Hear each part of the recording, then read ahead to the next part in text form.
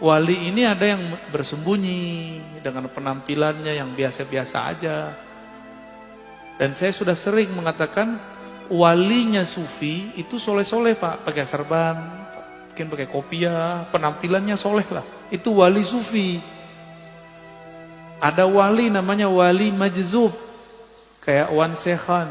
Jadi Wan Sehan itu bukan sufi, jangan disebut beliau sufi, enggak, dia enggak sufi. Maka tidak ada tarekat sufi yang membuat orang seperti Wan Sehan. Itu namanya wali majzub.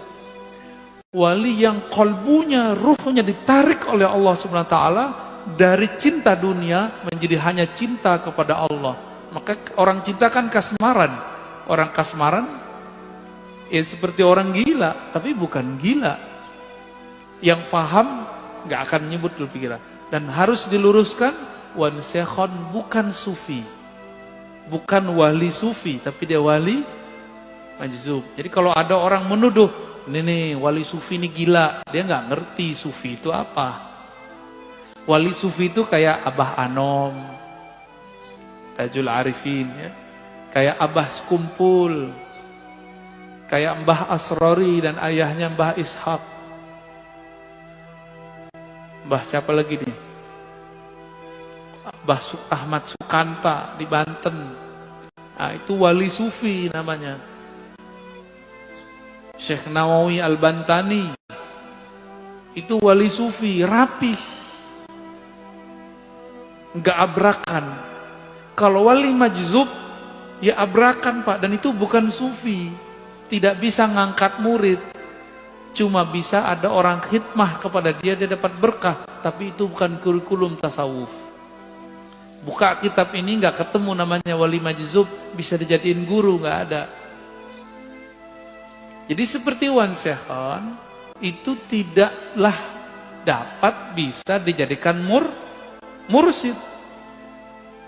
Beliau asik dengan mahabbahnya, nggak bisa. Gimana orang mau berguru kepadanya? Jadi itu bukan wali apa sufi, tapi wali apa? Wali majzub. Terus yang ketiga ada wali yang menyembunyikan ma'rifatullah dalam dirinya dengan cara melakukan, menzahirkan hal-hal yang membuat orang mencelaknya. Disebut wali malamatiyah. Ini tersebut dalam kitab Imam Ahlus Sunnah Al-Imam Suhrawardi, kitabnya Awariful Ma'arif, murid dari Syekh Abdul Qadir Al-Jilani yang disepakati ketasawufannya, kesufiannya. Malamatiyah ini kalau dia ketemu dengan orang yang satu channel dengannya, baru dia tunjukkan baju kewaliannya. Tapi kalau di depan orang-orang biasa, kayak kita-kita ini, dia tunjukin yang aneh-aneh Pak. Yang kira-kira kita nggak akan mengira kalau dia menyimpan ma'rifatullah di kolbunya. Masa si wali begini? Gitu. Masa si wali pakai celana pendek? Misalnya gitu Pak.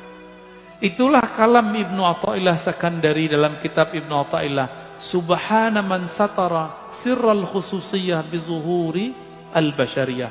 Sungguh hebat Allah. Allah sembunyikan agen-agen ma'rifatnya dalam rupa sisi manusiawi. Kadang pedagang kelontong, mungkin dia seorang sopir angkot, sopir Grab, siapa tahu, wallahu a'lam. Bukan berpenampilan kayak kiai, kayak ustadz. Jadi kalau wali sufi mirip sama kiai. Kalau majzub, ya suka-suka dia abrakan. Wali malamatiyah seperti kisah Nabi Musa dan Nabi Khidir. Nabi Khidir menunjukkan maksiat Pak di depan Nabi Musa, benar nggak? Maka antum nggak akan kuat ketemu wali malamatiyah, bisa kafir, mending nggak ketemu.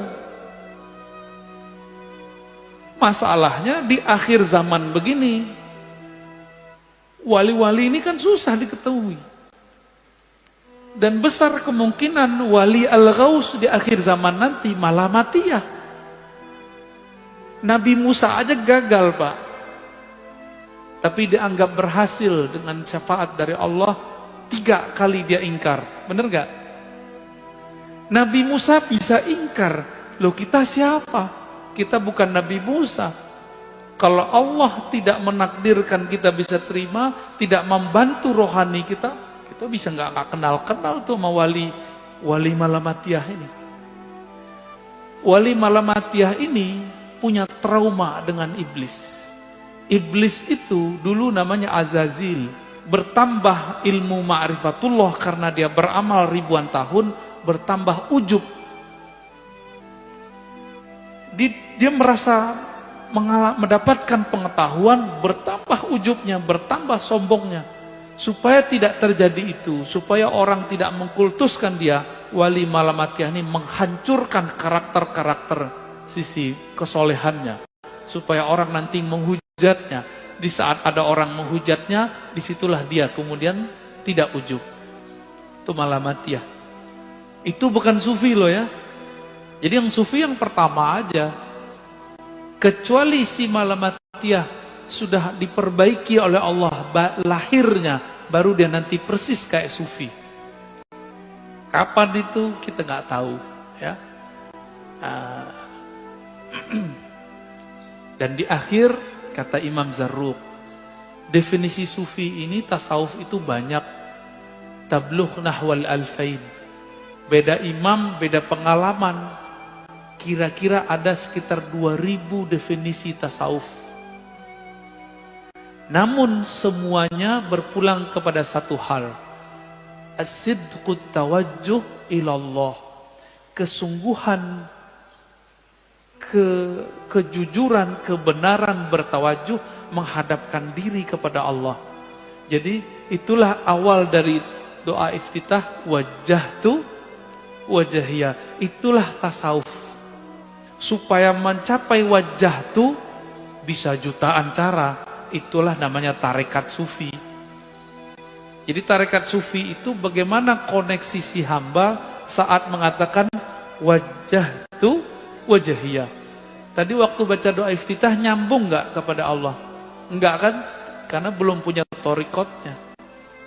Ya, belum punya sidqut tawajuh. Lisannya ngomong, kolbunya nggak ngikut. Yang disebut sidik, lisan mengatakan wajjahtu, kolbunya langsung berkiblat kepada Allah Subhanahu wa ta'ala.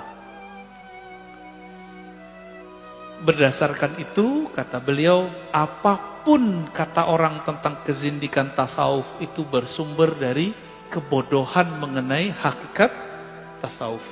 Ya.